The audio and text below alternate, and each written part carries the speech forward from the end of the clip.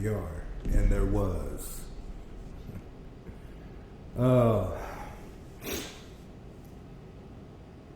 Set up for this episode. I'm a bit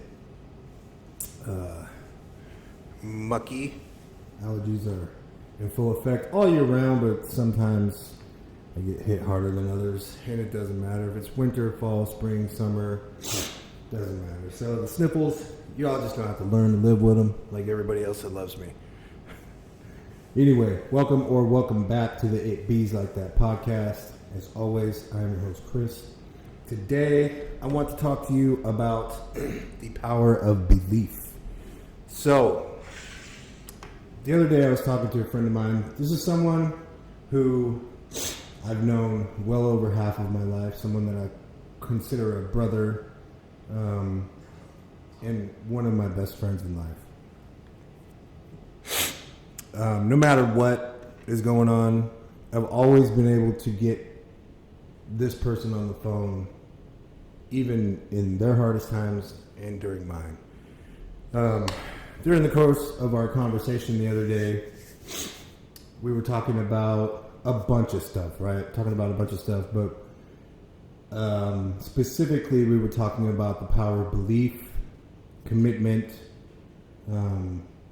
in something that I touched on in a previous episode about the ambiguity and uncertainty of language, like, oh, I just wasn't ready for X. Versus I am choosing not to do X. Y'all know where my position is on this. I am a firm believer that overusing language like I wasn't ready, I prefer to use language like I'm choosing not to do, or I'm choosing to do, whatever it might be. So we were talking and kind of going back and forth and just bouncing ideas off of each other and going over some memories. And he has a memory that I don't have, but it checks out. It sounds like something that I would say and something that I would have said. And it's something that I believe has carried me very, very far in this life. Now, I am well aware that you can take two people, the same environment, exposed to the same experiences, and these people will have two distinctly different experiences sometimes. Why am I saying that? So you could take someone who's gone through the exact same things as I have, same everything, been exposed to the same things growing up, and their outcome today in life may be markedly different than mine. We were talking and he was like, man, you know, there's something that I've not said to you before, but I am still, this felt really good. It was really humbling, but it felt really good. He said, man, I still have a ton of, he's like, I have so much respect for you and what you've done. I remember having a conversation with you 5 years ago. You were in that shady hotel in Everett. For y'all that don't know, if you're not from Washington State, Everett is a city in Western Washington. I was in the Econo Lodge, my first 30 days of sobriety, and he said, man, I remember talking to you, and I remember you saying, because we were talking about everything, we were talking about my family and everything, and he was asking me, he's like, man, are you okay? Like, what do you need? And I told him, he's like, man, I remember it's just, and it's even more powerful today because of what you've done. He's like, but I remember like it was yesterday, you saying to me, bro, I got me. I'm solid. I'm good. I worry more about my wife and my kids and what this is doing to them. Now, this is a time we were all going through the same things, right? The kids at their young age, the impact this has had on them. It still makes me want to tear up a bit. And my wife, I know how difficult and how hard this has been on her, or that our experience was on her. And it was, to date, one of the hardest things I've ever had to endure. And I've been through a lot. But I look at my experiences in life this way now. For me, I was forged by fire, really.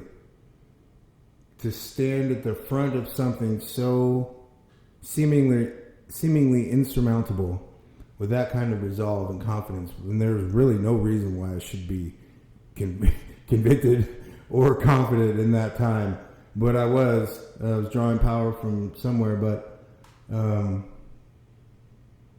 I know why I was. But I told him, listen, man, this is, and I had it mapped out exactly how it went. I said, this is what's going to happen. I'm going to do X, Y, and Z. I'm going to get my kids back. I'm going to go to school. I'm going to get some degrees, whatever I need to do academically, and I'm going to get into this field. This is the house we're going to have. This is the career I'm going to have, and I'm going to sit across the table from these same people. We're going to be professional peers. And at this point in time, I'm going to be an advocate, and I'm going to be the one standing between injustice and people trying to heal and people trying to grow. And allow accountability and responsibility to take place without persecution, discrimination, racism, whatever you want to put in there and mix it up. I'm going to be there, present in those moments, to do my damnedest to protect people from this kind of stuff so they can put their lives back together the way that we have. He was like, dude, and look at you. Like, everything you said you were going to do, you did. There's no reason why anyone should have had any belief or confidence in you. You started from ground zero. Like, you had nothing. You were working on hope and a dream, but you had that belief and you made a choice. That's the point that I'm trying to deliver. This isn't so much about me. This is more about choices.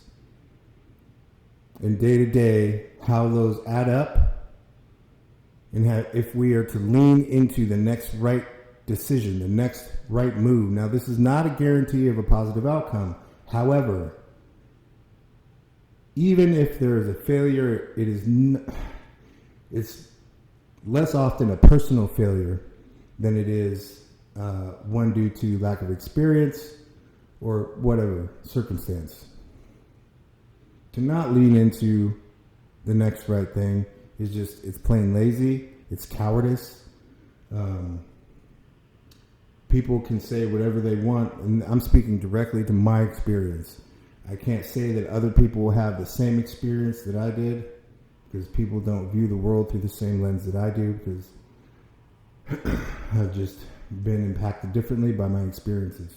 I've been to some of the ugliest places that people can go and survived, and on this side of all of it, sure, I have a healthy issuance of regret, and things that I still process, shame, guilt, of course, because I'm human and these are all human experiences. But what I do not regret and what I will never apologize for is having a belief in myself and in my family. And in that hard time, I knew, and this is not a flex, y'all, this is the truth, this is exactly what happened.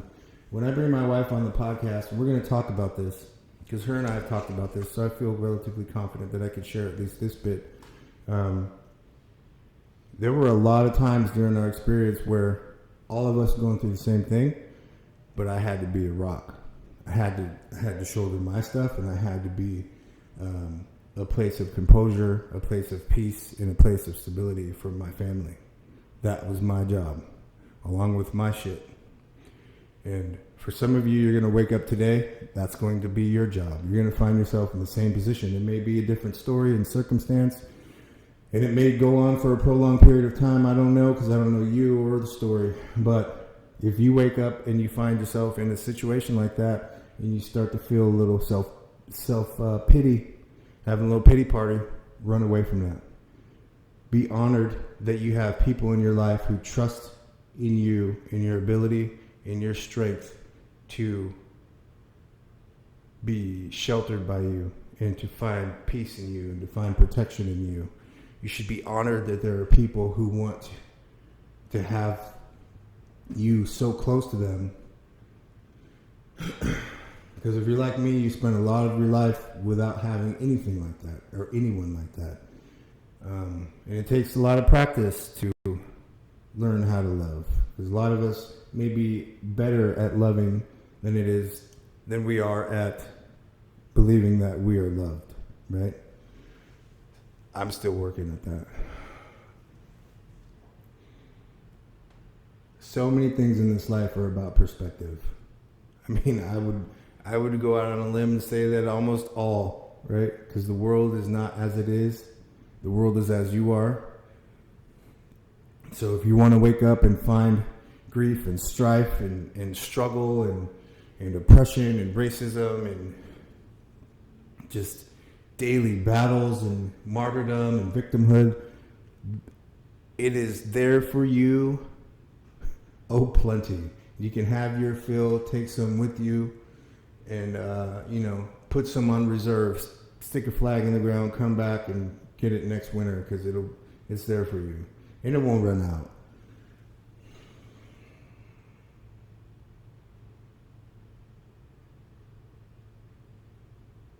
I had this is conflicting with what is historically the typical message of recovery.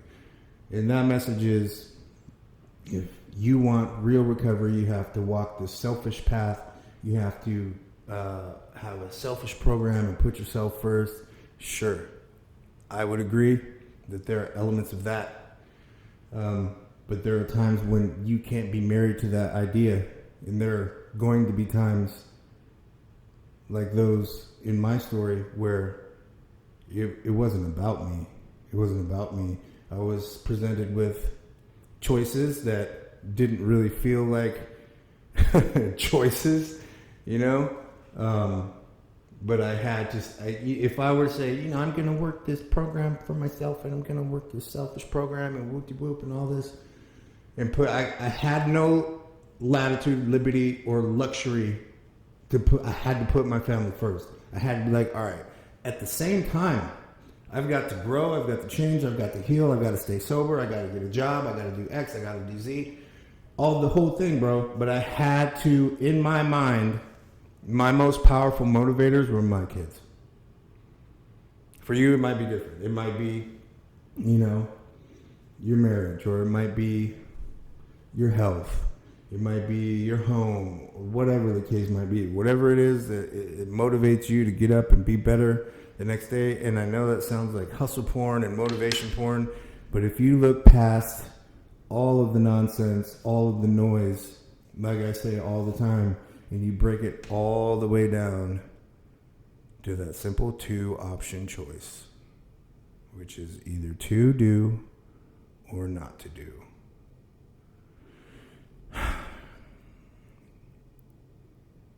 This is where I'm at today. I have a lot of stuff that I want to continue to do. I know that I'm not trying to sound like defeatist or what is it, pessimistic, whatever. But I'm 45, so not getting any younger. I'll never be this young as I am again. And time is definitely at a premium. I've recognized my mortality years ago. It's not something that I'm afraid of. However, what's most important to me while I'm here is a sound demonstration of discipline, honor, dependability, reliability, honesty, and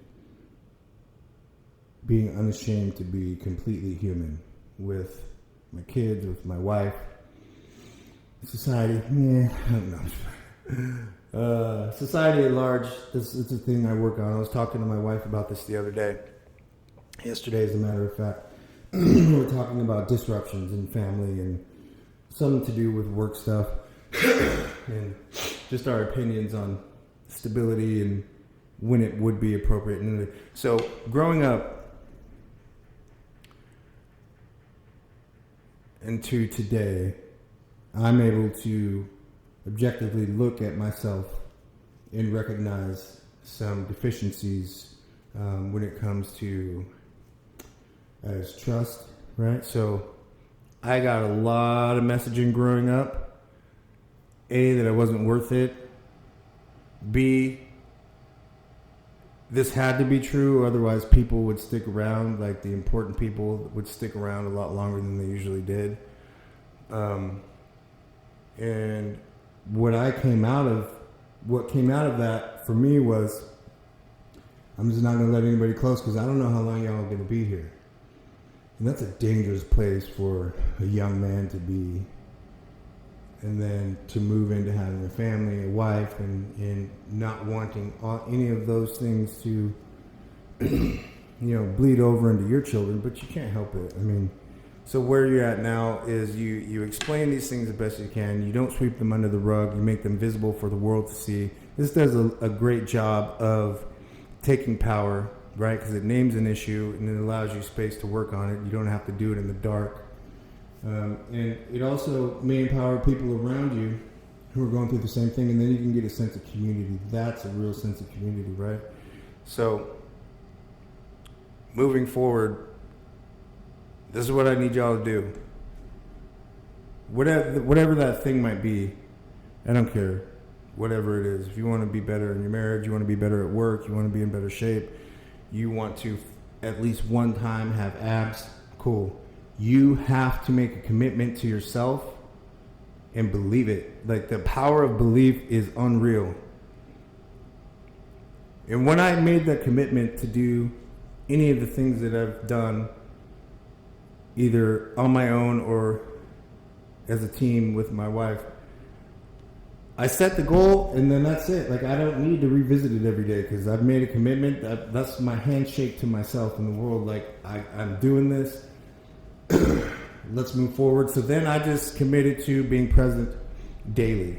That's how you get to these things. You don't sit and just look at your goal off in the distance because it's always going to feel like it's super far away. I knew that if I showed up and was present and did the shit that I needed to do every day, one day I would look up and look around and I'd be in my desired reality. I'd be occupying space in that time, doing the things that I said I was going to do. And that's my life today. No matter what anyone had to say, no matter who did or who didn't believe in me, it didn't matter to me. Because I saw the pathway, I believed in myself enough, and I got up every day. That was my job. Stay sober, build a better life. Come on, man. It doesn't get more simple than that. Yeah, there was a lot of stuff that happened along the way, but you have to set that path above, or at least in a position where that stuff that's happening around you, I mean, even if it does knock a boulder under your path, you grab your jackhammer, you grab your tractor, you grab whatever it is you need to do or use, and you build a road, build your path around that obstacle, under it, over it. You can go through that obstacle, which is one thing. That's something I like to do. Just because if I go through an obstacle, that usually means that it's not going to present itself again for at least a long time, or if it does, it's going to have second thoughts about an approach.